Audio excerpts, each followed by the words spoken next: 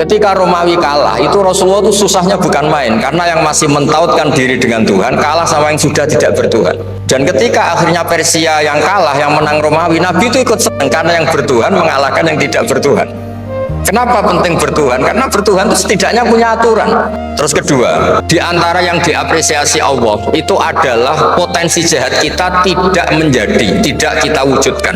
Kalau seluruh rakyat Indonesia, tidak usah seluruh, seperempat kita ini maling semua. Itu negara miskin kok, karena biayai kita di penjara 2 tahun, 3 tahun. Separuh kita mentalnya membunuh, habis Indonesia.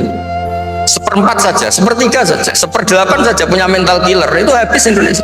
Ketika rakyat kita, ketika tetangga kita, masyarakat kita tidak melakukan kejahatan, itu ketertiban yang sejati.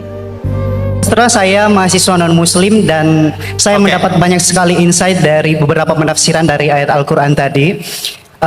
Salah satu fenomena yang kita hadapi saat ini sangat sulit untuk menghadirkan dialog-dialog yang menghadirkan orang-orang yang dari latar belakang agama yang berbeda, dan seolah-olah hanya jika kita memiliki latar belakang keagamaan yang sama baru kemudian kita bisa memiliki kesempatan untuk berdialog. Nah, kira-kira mengapa sangat sulit bagi kita di negara kita ini untuk menghadirkan orang-orang dari latar belakang agama yang berbeda untuk hadir dalam suatu forum dialog yang sama. Kemudian bagaimana kita bisa menyikapi fenomena tersebut? Terima kasih.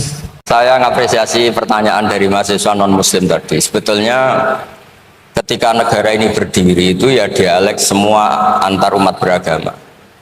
Sehingga diputuskan yang penting itu berketuhanan. Maka yang ditolak oleh konstitusi kita adalah ateisme, komunisme. Saya membayangkan misalnya punya anak perempuan, diajak orang yang tidak beragama di tengah hutan misalnya, bunuh ya tidak takut Tuhan, merkosa tidak takut Tuhan, salah etika ya tidak takut Tuhan. Bandingkan kalau diajak yang beragama, pasti masih ada rambu-rambu, ada ini itu. Sehingga memang masalah betul ketika orang tidak berketuhanan itu. Jadi saya ingatkan Mas tadi, siapa tadi namanya? Yang non Irman saya, yang non muslim tadi itu. Siapa? Namanya siapa? Siapa? Kurang jelas. Siapa namanya? Ya. Krisman. Oke, namanya Krisman. Jadi Mas Krisman ya, kalau dibilang nggak pernah ada dialog dulu ketika negara ini berdiri, itu semua tokoh agama bersepakat, termasuk saat itu ya ada Perindo, selain ada NU ada Perindo. Itu yang ditentang itu adalah ateisme, karena kalau orang tidak bertuhan itu ngerinya itu ya tadi misalnya kita punya anak perempuan atau punya keluarga, diajak orang yang tidak beragama, misalnya berzina ya tidak takut dosa, merkosa ya gak takut, bunuh ya gak takut, karena gak punya Tuhan.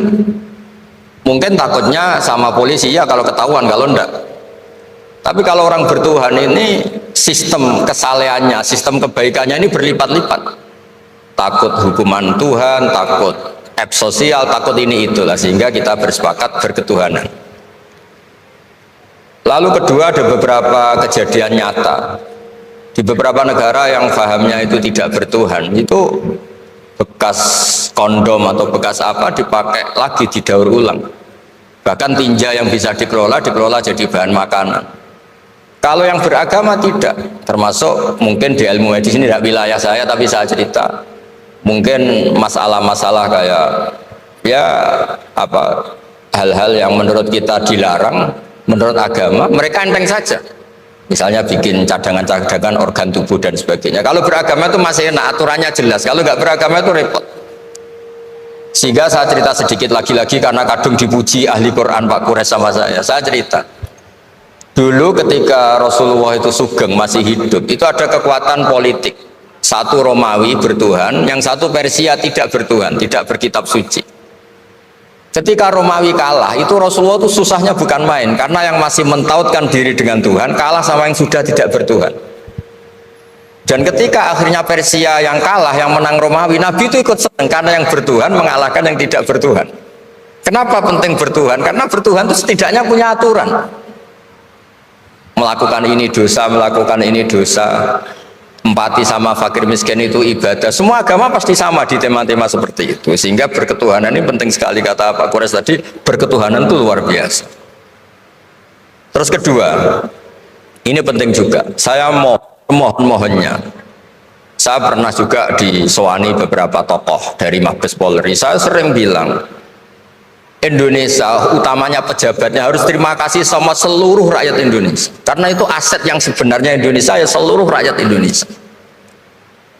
Saya cerita, satu cerita ini hadis sahih di Bukhari, nggak bisa dipertentangkan. Ini hadis sahih di Bukhari, di Muslim. Di antara yang diapresiasi Allah, itu adalah potensi jahat kita tidak menjadi, tidak kita wujudkan. Kalau seluruh rakyat Indonesia, tidak usah seluruh, 1/4 kita ini maling semua. Itu negara miskin kok, karena biayai kita di penjara 2 tahun, 3 tahun. Separuh kita mentalnya membunuh, habis Indonesia. 1/4 saja, 1/3 saja, 1/8 saja punya mental killer, itu habis Indonesia. Ketika rakyat kita, ketika tetangga kita, masyarakat kita tidak melakukan kejahatan, itu ketertiban yang sejati. Maka semua bentuk ketidakkriminalan yang dilakukan oleh rakyat Indonesia itu awal dari aset bangsa ini. Coba kalau semua orang mencuri, habis negara untuk biayai di penjara. Semua orang kriminal, berkahnya mereka tidak melakukan, Indonesia baik-baik saja. Sebab itu ketika ada sekian kebaikan, Nabi terakhir ngendikan apa? Takufu syarroka anin nas fa innaha shadaqatun minka ala nafsik. Potensi jahat kamu jangan kamu lakukan, itu sudah menolong peradaban. Para gadis tetap gadis karena nggak diperkosa. Orang yang punya kambing satu tetap punya kambing satu karena nggak dicuri.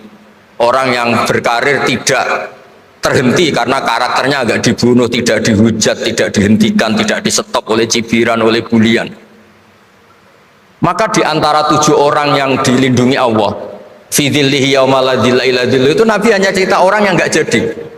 Di antara yang diceritakan Nabi dalam sebuah hadis, saya ini lelaki sejati, sangat mencintai sepupu saya, dan saya mau ngumpuli dia, tidak mau sampai saya kasih uang 100 dinar.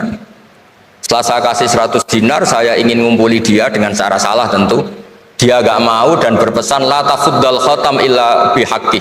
Kamu jangan ngumpuli saya sebelum nikah.